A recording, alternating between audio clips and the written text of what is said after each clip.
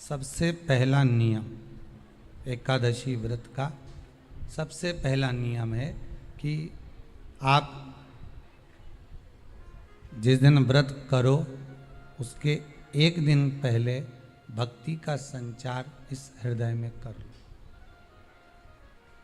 भक्ति का संचार इस हृदय में कर लीजिए। जिस दिन आप व्रत करो, जैसे एकादशी का व्रत कर रहे हो तो दशमी के दिन शाम का समय जब आवे, रात्रि जब होने लगे, शाम का समय आवे और रात्रि का आप जब भोजन ग्रहण करो तो उस भोजन में कोई ऐसा पदार्थ ग्रहण मत करिए जिस पदार्थ के कारण आपकी एकादशी बिगड़ जाए।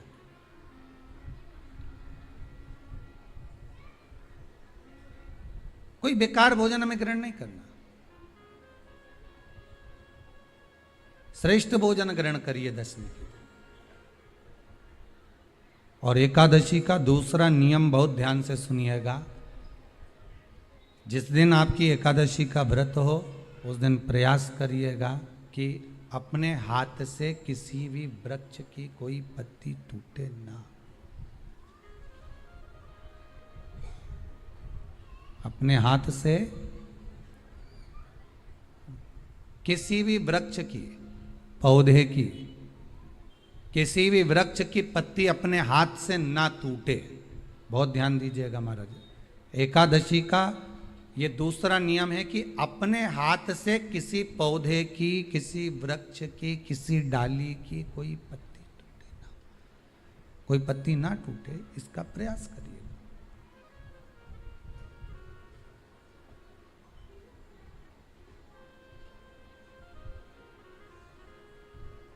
कितना सुंदर व्याख्यान कहा है, कितना सुंदर वर्णन है महाराज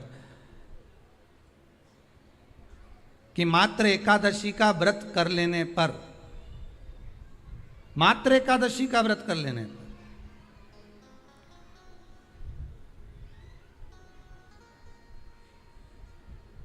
जो पूर्व में किया गया हमारा पाप कर्म है, हमने किसी जीव की हत्या करी है, हमने किसी को कष्ट प्रदान करा है, हमने किसी को अपशब्द कहा है, हमने किसी को ताने दिए, हमने किसी को आड़ा टेढ़ा कहा है, हमने किसी को गालियां दे दी है, मात्र एकादशी का व्रत ही कर लेने पर ये सारे जो दोष हैं वो समाप्त हो जाते हैं।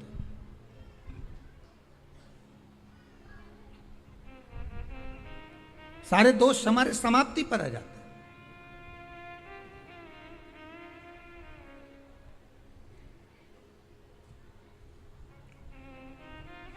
अब एक विचार करिएगा थोड़ा सा अपने मन में, अपने चित्त में, अपनी वृत्ति में एक बात उतारिएगा। एक अपने मन में एक बात को उतार कर रखिएगा कि आप अपने पाप को, अपने पाप कर्म को जिस दिन क्षीण करने वाले हो, समाप्त करने वाले हो, अपने पाप को आप जिस दिन समाप्ति पर लेकर जा रहे हो तो उसके एक दिन पहले आपको प्रसन्नता होना चाहिए कि नहीं होना चाहिए कि कल मेरा पाप कटने वाला है, कल मेरा पाप समाप्त होने वाला है। जो मैंने पाप कर्म करा है वो समाप्त होगा, जो मैंने पाप कर्म करा है वो कल समाप्त हो जाएगा। तो एक दिन पहले आपके चेहरे पर प्रसन्नता हो कि ना हो।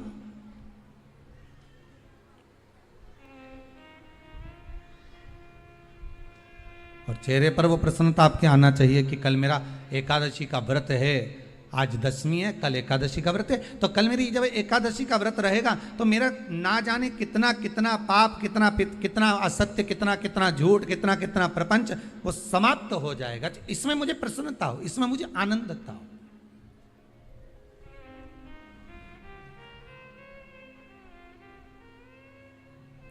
तो क्या कहा गया कि प्रयास करिएगा कि एकादशी के दिन कोई वृक्ष की, कोई डाली की, कोई कोपल की कोई पत्ती ना तोड़ी जाए। क्यों? तो कहा अगर उस पत्ती को हम तोड़ देते हैं, वृक्ष की पत्ती को या क्यारे में लगी हुई कोई डाली की पत्ती को हम तोड़ देते हैं तो एकादशी का पुण्य फल प्राप्त नहीं होता।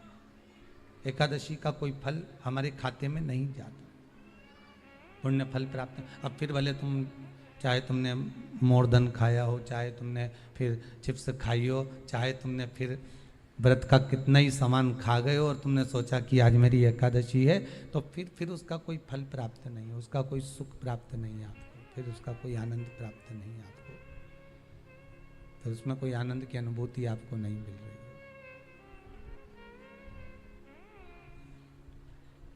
बहुत सुंदर संवाद है, ध्यान दीजिएगा। जिसके घर में कमाने वाले 2-4 हैं, पैसा तो आ रहा है पर घर में टिक नहीं रहा, डॉक्टर में, पुलिस में, एक्सीडेंट आदि में, कहीं गलत जगह पर व्यसन में अगर पैसा जा रहा है, जुए में, मांसाहार, मदिरा पान, या कहीं आया पैसा आने में कमी नहीं, आ रहा है पर टिक नहीं रहा, रुक नहीं रहा, कोई मांगने आ गया दे दिया, फिर वहां से अपने पास नहीं आ रहा, अपन कह रहे हैं भैया हमारा पैसा लौटा दो, नहीं आ रहा। तो महाराज शिव महापुराण की कथा कहती है, एकादशी के दिन गंगा के जल में मात्र 7 बेलपत्री डालकर जो नंदीश्वर भगवान अर्थात जो शंकर जी के शिवलिंग के सामने नंदी होता है, उस नंदी के चरण पर गंगा का जल चढ़ाकर बेलपत्री शिव पर समर्पित कर देता है, उसके घर में रुपया रुकना चालू हो जाता है, फिर वो गलत जगह पर नहीं जाता, गलत स्थान पर वो धन जाएगा ही नहीं। बेटा अगर व्यसन में पड़ा हुआ है, मदिरा पान में पड़ा हुआ है, मांसाहार में, जुए आदि में जा रहा है, तुम्हें लग रहा है कि मेरा बेटा गलत मार्ग पर जा रहा है, ये मित्र दोस्ती गलत हो रही है, वो सही जगह पर आ जाए, करना है एकादशी। बहुत ध्यान से आज की कथा सुनना कि एकादशी का आपसे आपके बच्चे पूछेंगे, मम्मी हम भगवान विष्णु का दर्शन करते हैं, हम राम जी का दर्शन करते हैं, हम कृष्ण भगवान का दर्शन करते हैं, हम भवानी माता का दर्शन करते हैं, हम शंकर जी का दर्शन करते हैं, हम सारे देवी देवताओं का दर्शन करते हैं, पर ये एकादशी माता तो कभी नजर ही नहीं आती। पूछेंगे कि नहीं पूछेंगे कि तुम जिस एकादशी का व्रत करते हो, इनका जन्म कहां से हुआ, कहां जन्मी थी? एकादशी की जन्मस्थली कहां है? भाई भगवान कृष्ण की जन्मस्थली तो मथुरा है, श्री राम जी महाराज की जन्मस्थली बोल दो जम के अयोध्या है।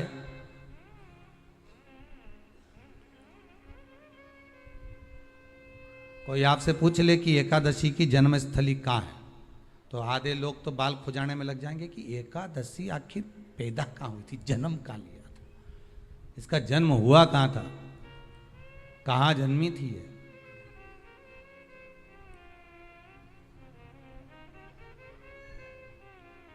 इसका जन्म स्थल है कहाँ? और अगर मान लो जन्म स्थल एकादशी का है,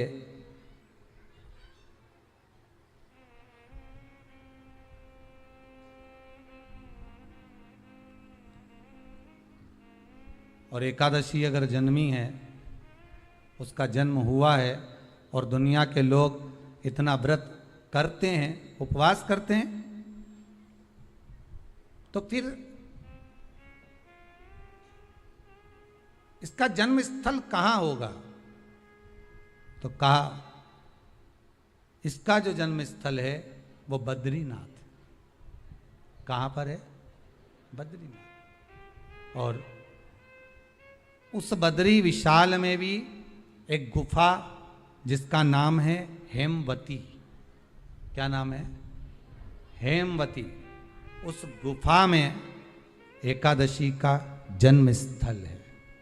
बद्री विशाल में हेमवती गुफा, जो 12 योजन अंदर प्रवेश करने जितनी है, 12 योजन की गुफा के अंदर, हेमवती के अंदर एकादशी का प्रागट्य हुआ था, एकादशी का जन्म हुआ था।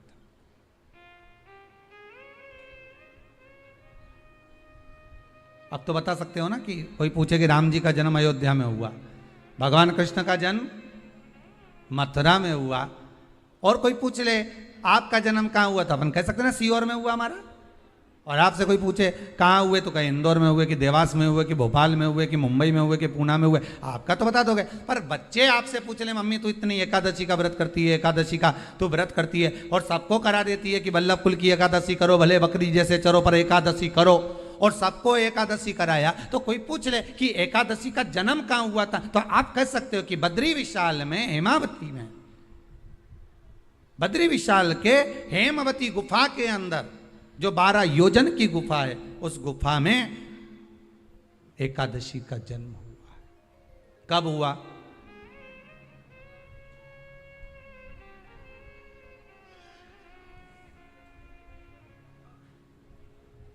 जन्म होने का कारण, राम जी के जन्म होने का कारण था रावण का संहार। भगवान कृष्ण के जन्म होने का कारण था कंस का संहार। नरसिंह भगवान के जन्म होने का कारण, प्रकट होने का कारण था हिरण्यकशिपु का संहार। वराह भगवान के प्रकट होने का कारण था कि पृथ्वी को जल पर लाकर ठहराना, हिरण्याक्ष का संहार।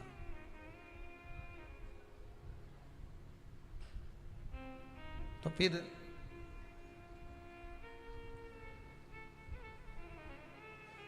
इसके जन्म का कारण क्या है? तो कहा इसके जन्म का केवल एक कारण है। सतयुग में, अब एक और बात का बहुत ध्यान दीजिएगा महाराज, सतयुग एक बार नहीं हुआ कि तुम सोचो कि सतयुग के बाद में द्वापर, त्रेता आ गया, त्रेता के बाद द्वापर आ गया, द्वापर के बाद कलयुग। एक सतयुग नहीं है, एक त्रेता नहीं है, एक द्वापर नहीं है। ना जाने कितने कितने सतयुग निकल गए, ना जाने कितने कितने द्वापर, त्रेता, कलयुग, ना जाने कितने निकल गए।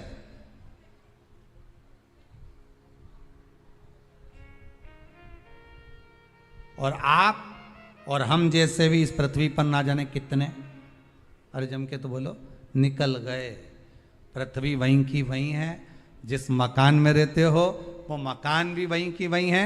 बस कभी कभी एकदम प्लाट हो जाता है, फिर उस पर वापस बन जाता है, फिर क्लीन, फिर बन गया, फिर क्लीन, फिर बन गया। ना जाने कितने कितने कितने कितने जन्म हम ले चुके हैं, और हमारे भी आगे का जन्म कितने जन्म होते रहेंगे। जमीन वहीं की वहीं रह जाएगी और अपन चले जाए, बस वो जगह वहीं रह गई।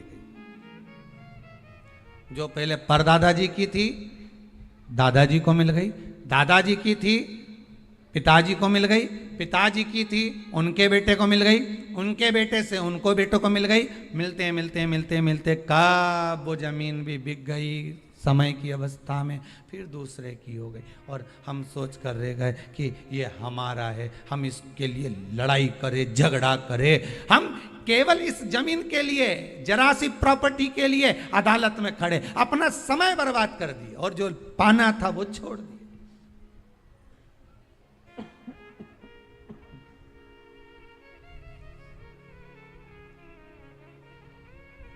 जो पाना था वो छोड़ दिया हमने।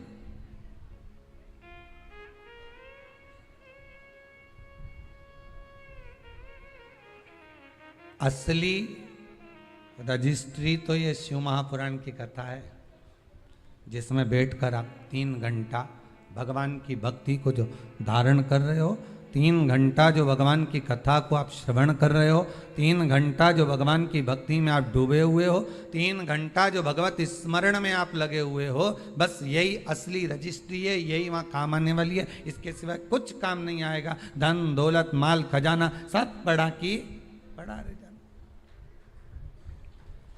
सब धरा की धरा।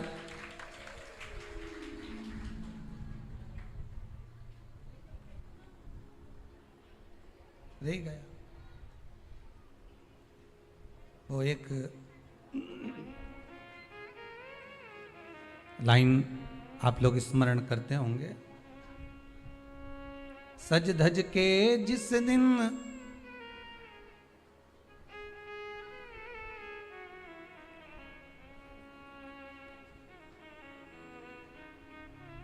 सज धज के जिस दिन मौत की शहजादी आएगी, न सोना काम आएगा न चांदी आएगा।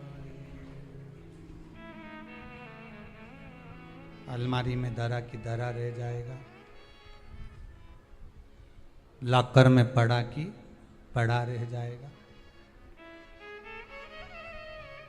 लॉकर में पड़ा की पड़ा है, अलमारी में धरा की धरा है। कपड़े भी सारे घड़ी बने की बने रखे, कपड़े भी धरे की धरे रह गए और सब पड़ा रह गया कि छोटा सा तू कितने बड़े अरमान हैं तेरे, मट्टी का तू सोने जैसे मान है तेरे, मट्टी की काया एक दिन मट्टी मिल जाएगी, न सोना काम आएगा न चांदी आएगी, न सोना काम आएगा न चांदी आएगी। सज धज के जिस दिन मौत की सहजादी आएगी, ना सोना काम आएगा ना चांदी आएगी, ना सोना काम आएगा ना चांदी आएगी। सब पड़ा रह जाएगा, धरा की धरा रह जाएगा, सब पड़ा की पड़ा रह गया, जीव चला गया।